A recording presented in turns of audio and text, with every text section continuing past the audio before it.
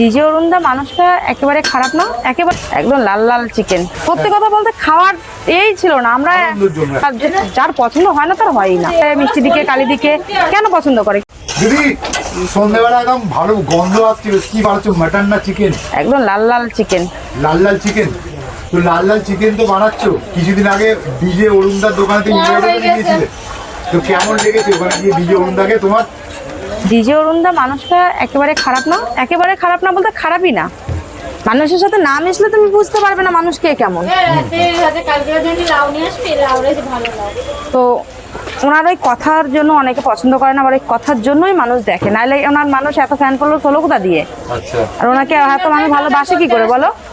আজকে আমাকে কথার জন্য ভাইরাল, এটাই আমি সেটাই বলছি যে আজকে আমাকে মানুষ আমাদেরকে পছন্দ করে মিষ্টি দিকে কালী দিকে কেন পছন্দ করে? কেউ রান্নার জন্য করে, কেউ আমার এই কথার জন্য করে। যার যার মানে বিষয় সেরা করে, কিন্তু ওই ডিজে অরুণের কথাবার্তা আমার বেশ ভালো লাগে। উনি পার্সোনালি খুব ভালো মানুষ, খুব মিশুকে। এটুকুনি বলবো যারা অনেকের পছন্দ হয় না, তার যার পছন্দ হয় না তার হয়ই না। যে পছন্দ হয় না ভিডিও দেখবে না, এটাই যে পছন্দ না হলে দেখো না, কিন্তু না, মানুষ কথা বলতে হবে, এটাই।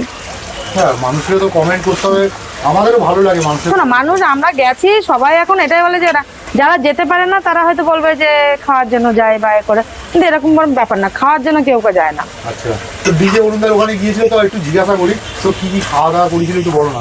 ওখানে যেহেতু দাদার পরোটাটা বিখ্যাত, পরোটা দিয়েছিল, সাদা পোলাও দিয়েছিল, আর আলুর দম ছিল, চাটনি, পাঁপড়, মিষ্টি।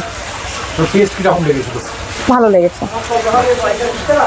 সত্যি কথা বলতে খাওয়ার এই ছিল না। আমরা মানে তোমাদের সাথেই কথা বলতে, তোমাদের মানুষ সব তো ভিডিওই করতে গেছে কিছু কিছু, ওইসব ভাইদের সাথে কথা বলতে বলতে আমরা মানে ভুলেই গেছি যে আমাদেরও খেতে হবে। না, এত মানুষের মধ্যে আনন্দটাই মেন হয়ে গেল। মানুষ আনন্দ করতেই যায়।